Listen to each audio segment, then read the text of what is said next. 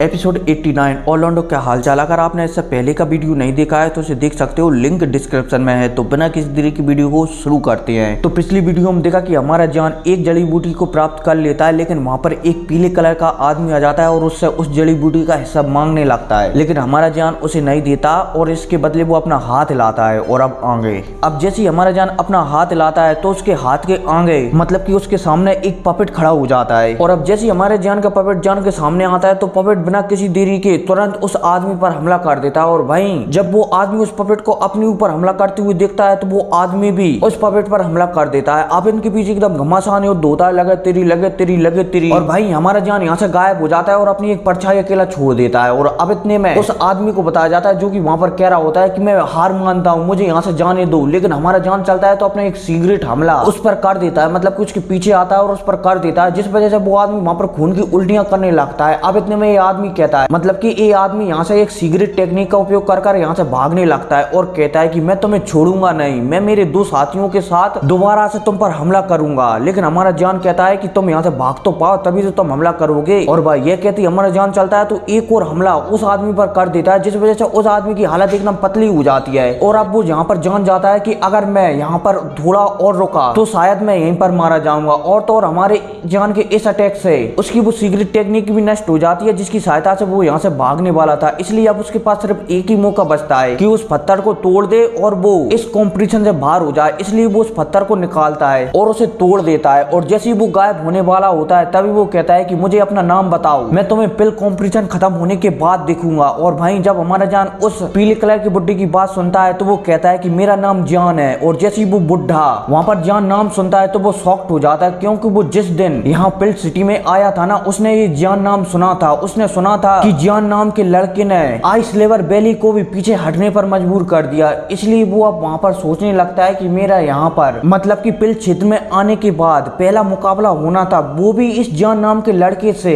मेरी वास्तव में इस बार बहुत ही ज्यादा किस्मत खराब रही है। और भाई ये सोचते ही वो उदास मन से वहां से चला जाता है, मतलब कि गायब हो जाता है, क्योंकि वो जानता है कि मैं इस लड़के का कुछ भी नहीं बिगाड़ सकता। और भाई हमारा जान चलता है तो उसे जाते हुए देखता है, क्योंकि अब वो कुछ भी नहीं कर सकता था, इसे रोक नहीं सकता था जाने से। इसलिए वो भी अपना सिर हिलाता है और अपनी डेवन पपेट को अपनी स्टोरेज अंगूठी में डालकर वहां से एक रोशनी में परिवर्तित होकर तेजी से उसी बिंदु की ओर बढ़ने लगता है जहां पर उसे वो तीनों जड़ी बूटियां मिलने वाली हैं। अब लगातार उसी बिंदु की ओर आगे बढ़ते बढ़ते हमारे जान को 4 से 5 घंटे गुजर जाते हैं। और वहीं इस बीच में हमारे जान को कई लोगों ने रोकने की कोशिश की थी और कई लोगों से हमारे जान की फाइट भी हुई थी। और तो और हमारे जान ने 2 बहुत बड़े जादुई जानवर से भी फाइट की थी, मतलब कि फाइट नहीं उन्हें देखा था, जो कि बहुत ही ज्यादा खतरनाक और पावरफुल लग रहे थे। लेकिन हमारा जान उनकी साइड से ही निकल कर जाता है। अब लगातार 3-4 घंटे तक सफर करने के बाद हमारे जान के सामने एक पर्वत श्रृंखला आ जाती है, मतलब कि वो बिंदु वाला स्थान आ जाता है। हमारा जान जब इस पर्वत श्रृंखला को देखता है तो उसे दिखता है कि ये पर्वत श्रृंखला बहुत ही ज्यादा टेढ़ी मेढ़ी है, जैसे कोई जादुई जानवर इस पर्वत श्रृंखला पर लेटा हो। और तो और यहाँ पर उसकी ऊर्जा मतलब कि जादुई ऊर्जा बहुत ही ज्यादा घनी होती है और हर 1-2 मिनट में वहां पर जादुई जानवर की आवाज भी सुनाई दे रही होती है। अब हमारा जान ये सब दिख ही रहा होता है, तभी उसकी नजर उस पहाड़ पर रखे कुछ तंबुओं पर पड़ती है। वो देखता है कि वहां पर बहुत सारे लोग एकत्रित हैं। हमारा जान ये देखकर शॉक्ड हो जाता है कि यहाँ पर तो हर व्यक्ति एक दूसरे का दुश्मन है, लेकिन एक साथ इतने व्यक्ति कहाँ है आ गए यहाँ पर। इतने में हमारा जान चलता है तो अपनी आध्यात्मिक ऊर्जा उन तंबुओं के पास ले जाता है। अब वहां पर ले जाने के बाद वो दिखता है कि वहां पर बहुत सारे लोग हैं, लगभग 100 लोग से भी ज्यादा हैं वहां पर। लेकिन इतने में वहां पर हमारे जान की नजर एक जाने पहचाने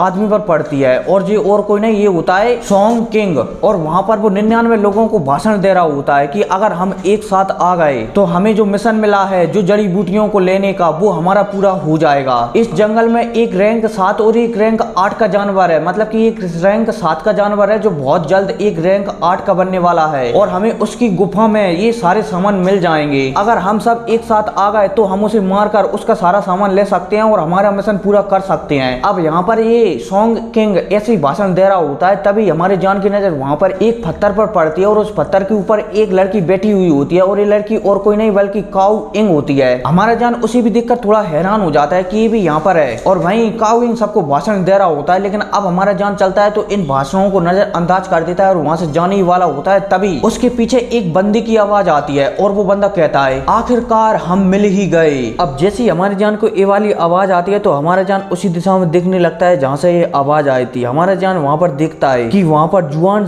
संप्रदाय का चैन जुआन ठाड़ा हुआ है और तो और उसके पीछे दो बुड्ढे भी ठाड़े हुए हैं। और ये बंदा कौन है? ये बंदा वही है जो हमें मतलब कि हमारे जान को पिल टावर में मिला था। और वो पिल टावर में कब? जब हमारा जान वो पीतल की प्लेट खरीद रहा था, ये बीच में आ गया था हमारे जान से वो प्लेट लेने के लिए। ये बंदा वही होता है। अब हमारे जान इस बंदे को दिखता है तो उसे दिखता है कि इस बंदे के पीछे दो बुड्ढे ठाड़े हुए हैं और ये बुड्ढे भी वही हैं जो पिल टावर के मेले में मिले थे। अब इतने में चैन जुआन चलता है तो वो हमारे जान के सामने आ जाता है और भाई वो हमारी जान से कहता है कि वास्तव में तुम्हारी किस्मत बहुत ही खराब है जो तुम मुझे यहाँ पर मिल गए। और भाई आस पास के लोग जब वहाँ पर चैन जुआन को देखते हैं तो वो समझ जाते हैं कि शायद चैन जुआन की हमारे जान से कोई दुश्मनी है, इसलिए अब वो इस दुश्मनी को निपटाना चाहता है। अब इतने में चैन जुआन चलता है तो वो उन दोनों बुड्ढों को वहाँ पर आदेश दे देता है कि इस जान के बच्चे को मार डालो। और भाई जब वो दोनों बुड्ढे चैन जियान की मतलब कि चैन जियान का आदेश सुनते हैं तो वो तुरंत हमारे जान की ओर तेजी से आगे बढ़ने लगते हैं। और भाई हमारा जान उन बुड्ढों को अपनी ओर आते हुए देख रहा होता है और भाई वो बुड्ढे अपने शरीर से शक्तियां भी निकाल लेते हैं। लेकिन इतने में काउ इंग और सोंग किंग वहां पर आ जाते हैं और वो उन दोनों बुड्ढों को रोक लेते हैं। और भाई जब चैन जियान काउ इंग और सोंग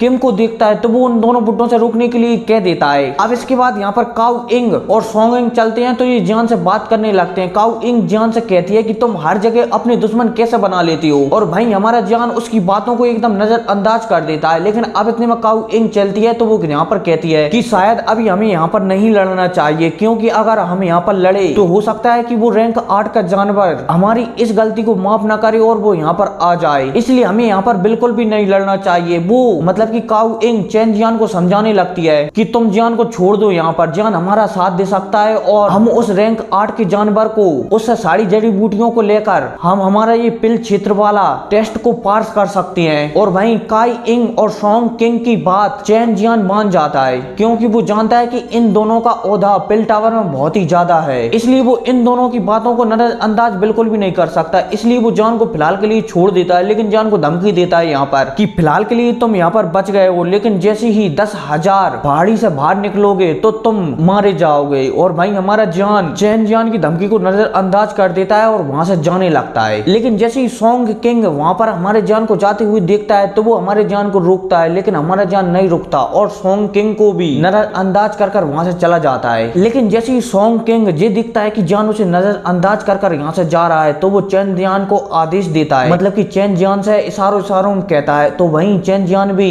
सोंग किंग का इशारा समझ जाता है, इसलिए चैन जियान चलता है तो वो उन दोनों बुड्ढों को दोबारा से आदेश दे देता है कि जान को मार डालो। और भाई ये दोनों बुड्ढे जब चैन जियान का आदेश सुनते हैं तो ये तेजी से हमारे जान की ओर आगे बढ़ने लगते हैं और ये हमारे जान के पास पहुंचकर अपने हाथों से जान की गर्दन पर हमला कर देते हैं। और भाई ये बुड्ढे चलते हैं तो इनका अटैक हमारी जान से लग जाता है, लेकिन इनका हमला हमारी जान की बॉडी से आर पार हो जाता है। और भाई जैसे ये बुड्ढे हमारे जान की वहां पर इफेक्टिव बॉडी देखते हैं तो वो तुरंत चैन जियान की ओर से चिल्लाकर कहते हैं कि युवराज सावधान, जान आपके पास है। और भाई इतने में अब चैन जियान के पीछे एक पोर्टल ओपन होता है और वहां से हमारा जान निकल कर आता है। उसके हाथ में हरे कलर की फ्लेम जल रही थी। अब इतने में हमारा जान चलता है तो चैन जियान की पीठ में एक जोर से जड़ देता है, जिस वजह से चैन जियान पीछे फिकता हुआ चला जाता है और तो और वो बड़ी मुश्किल से अपने शरीर को स्थित करता है। अब जैसे ही चैन जियान रुकता है तो वो अपने मुंह से खून की उल्टियां करने लगता है। और भाई हमारे जान के एक ही मुक्के में चैन जियान वहां पर अधमरा हो जाता है। और वहीं काउ इंग जब हमारे जान को ऐसा करती हुई देखती है तो वो समझ जाती है कि ये लड़का बहुत ही ज्यादा चालाक है। और तो और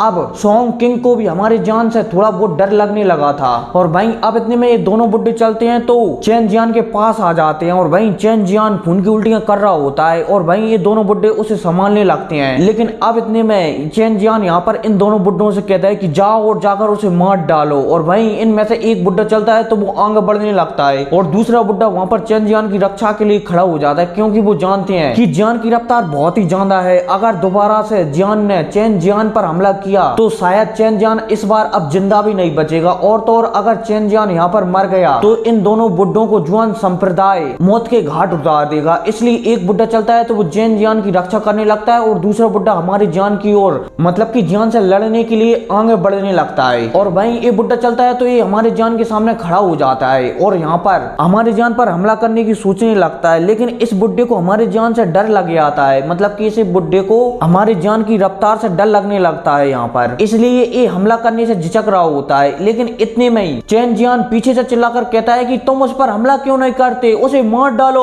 और भाई चैन जियान जान की ऐसी बातें सुनकर एक बुढ़ा हमारी जान से कुछ कहने लगता है, लेकिन हमारा जान चलता है तो वो इस बुढ़े से कहता है कि क्या तुम्हें लगता है कि इसमें मेरी गलती है। और भाई हमारी जान की यह बात सुनकर वो समझ जाता है कि हाँ जान ठीक कह रहा है, इन सब में सिर्फ और सिर्फ चैन जान की ही गलती है। अगर वो प्लेट छीनने की बात नहीं करता तो जान उसका दुश्मन कभी भी नहीं बनता। लेकिन फिर यहाँ पर वो अपने मतलब कि ये बुढ़ा अपने ख्यालों को कब्र में दफना देता है और यहाँ पर अपने शरीर से पावरफुल शक्तियां निकालने लगता है और उस शक्तियों से एक बहुत बड़ी तलवार बना देता है और उस तलवार को हमारी जान की ओर शूट कर देता है। और फिर क्या इसी शूट के साथ ये एपिसोड भी खत्म हो जाता है। तो मिलते हैं अगली वीडियो में, तब तक के लिए टेक केयर एंड